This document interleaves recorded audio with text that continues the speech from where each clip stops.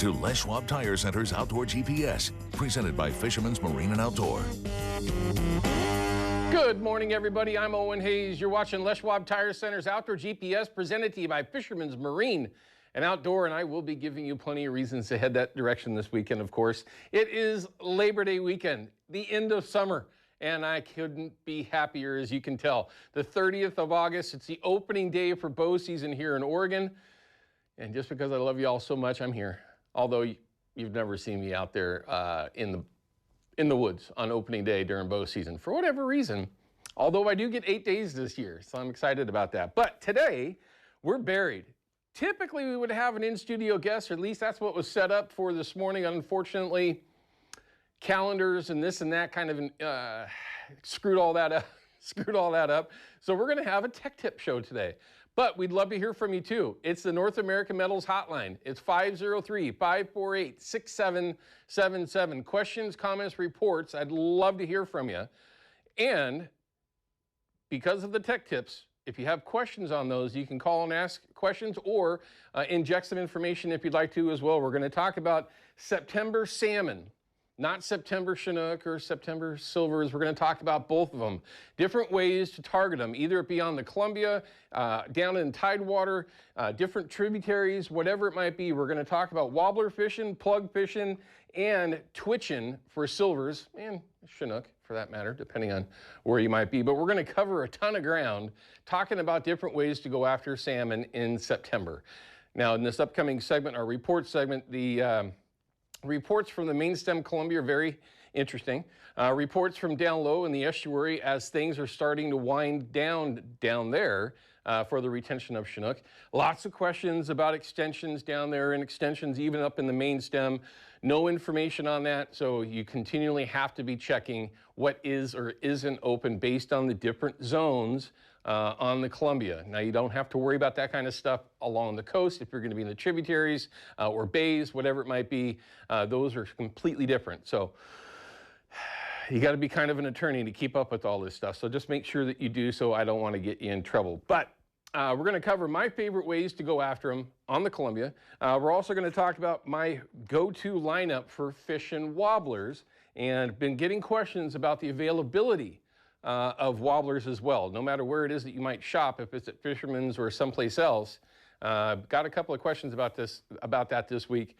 No real info that I can share there, but certainly a lot of you out there have wobblers, and a lot of you may not have fished them for a very long period of time. Things have changed when you're talking about chasing fall Chinook here in the Northwest. It used to be primarily an anchor show of some sort, either it be with wobblers or plugs, and we're going to talk about plugs as well, back trolling them and on the anchor, and of course, like I mentioned, my favorite way to go after silvers in the right situations, twitching. So many different ways that you can do that, and so many different ways have been kind of figured out. It started out as just basically nothing more than just small tributary technique for targeting silvers.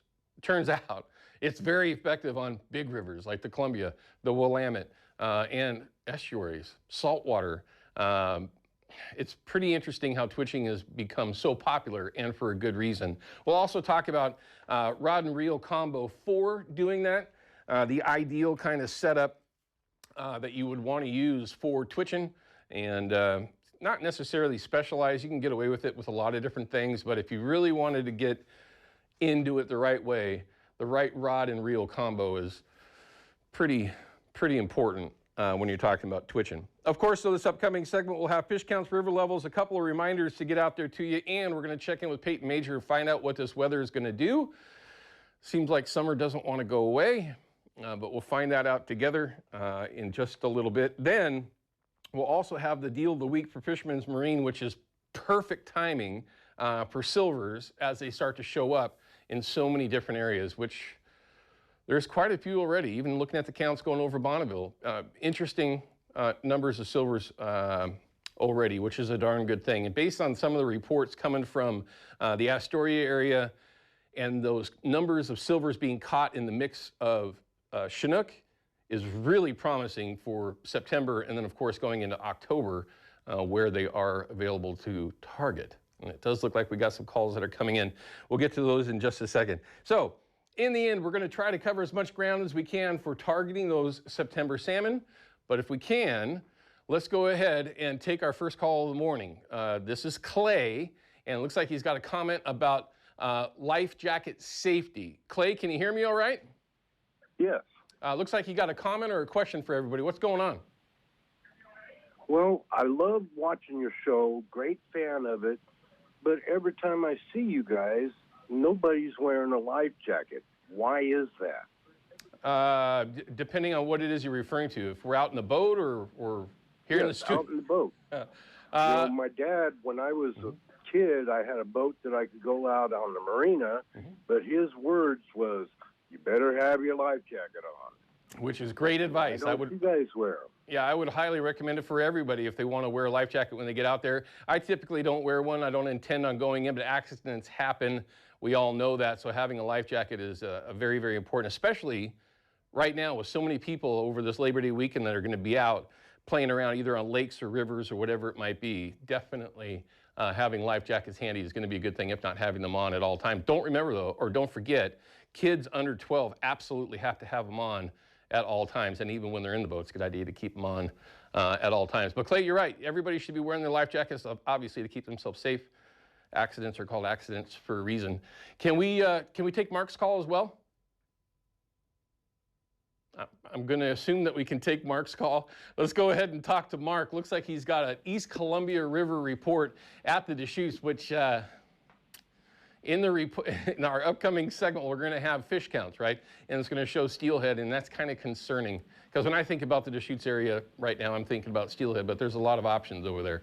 Mark, what are you seeing over there on the east side? Good morning, Owen. How are you today? Good. Wishing I was in the woods. Or maybe even fishing. It is what it is, but we got a lot of stuff to look forward to. How's the fishing up there?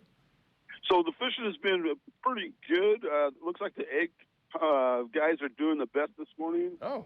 I'm going to say there's probably about 50 or 60 boats up here today. Wow. And we are fishing them out at on the Columbia.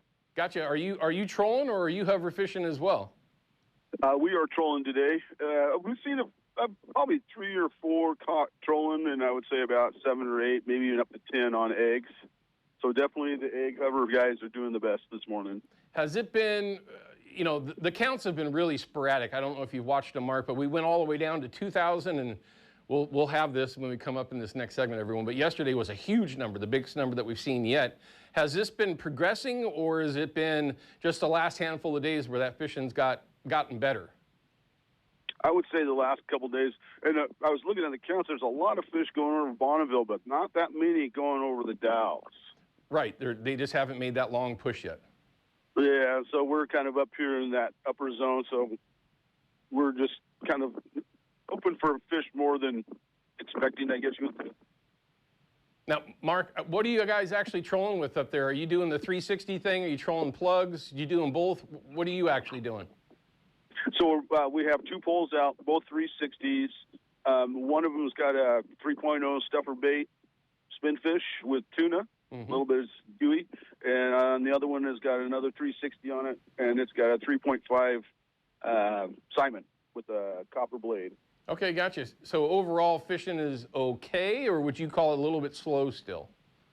I would say a little bit slow. We're showing 73-degree water up here. Dang. Yes. Yeah, that just makes them fly through the system no matter where they are. Mark, thanks for the report, sir. We appreciate it as always. We'd love to hear from you again as we go forward into this September fishery, because things are going to get crazy up there, aren't they? As they always do. All right, let's go ahead and start showing you some of the photos that everyone's been sending in. We'll show you exactly how to do so. We got a bunch of them. Ryan is actually off this weekend, but he made sure that we had a bunch of photos. Look at Aiden's buoy 10 steelhead. Lots of steelhead have been getting caught down there with 360s and different baits, big spinners, and that is a big steelhead. Congrats, Aiden. Bailey's giant rockfish, that just made my stomach growl. Depot Bay. Bailey, nice photo, nice fish, by all means. Quite a few of them today. We've got 12 of them. Braden Crow with an albacore tuna, one of our coastal tuna. That fishing has been very good this year, and some interesting catches out there as well. Some reports of bluefin and sunfish, which has been very interesting. Coos Bay Chinook, Very nice. Amy, nice fish. Nice, or at least Amy, thanks for sending the photo in. And dandy fish. We need to check in with the folks down there. Find out how that silver fishing is kicking off as well. Fishing with Austin Mosier. Yep, most folks end up heading home with the fish when they go out with Austin. Clyde, thanks for sending the photo over. We'll get to how to do it, everyone. It's super simple. Great day on the pond. Big water, that is. Looks like a silver. Yep, silver. I mean, we got a lot of stuff to look forward to. My mind, to be honest, is pretty focused on hunting right now, either be from doves to elk. I mean, obviously there's a lot of in between, but a lot of great salmon fishing to be had, and of course bottom fishing. And I heard that the crabbing, as you can see there, I know that this may be an older photo. By the way, that was with Bruce Pauly from the CCA Oregon. But the crabbing's been pretty good, which has been good. Kelly and Lance's catch. David, oh, they were out fishing with David Johnson. Huh. David actually knows how to catch fish. Interesting. Find that interesting. First steelhead. Look at that. Nice fish. Congratulations. I want to, how do you say his McIntyre? McGuire? Thanks, Danielle, for saving me there. But great photo. Good looking kid right there with a beautiful steelhead. Quick limits, Joel sent this over, and there's been a lot of that. Yesterday I was speaking with Bill Woods, who was actually supposed to be in here this morning, but we had a calendar confusion thing, and they just smashed them yesterday with quick limits. Timber's first fish, and that's a good one to be calling your first fish down there in the estuary area, it looks like. Yep, buoy 10. That fishing's been holding on. The thermal block is becoming a thing. The last, I think it was Monday or Tuesday, I started getting those exact words, right? Thermal wall, thermal block. We kind of made that a thing a few years ago, because it is a thing, with such warm water coming out of the Columbia down there. Willamette limit, oh, okay. So this is during the Springer run, which, by the way, for all of you that loved fishing those springers down at the deadline, that's still producing. Not necessarily quote unquote silver, or excuse me, springers, but those Columbia fish do poke in there. So just kind of keep that in mind. Sometimes you can even get out of the weeds there, although that's part of the upcoming report if we ever get there. I'm running so long, it's crazy. It's the Fox 12 app. It's free. When you download it, follow along with everything here at Fox 12, and of course Outdoor GPS.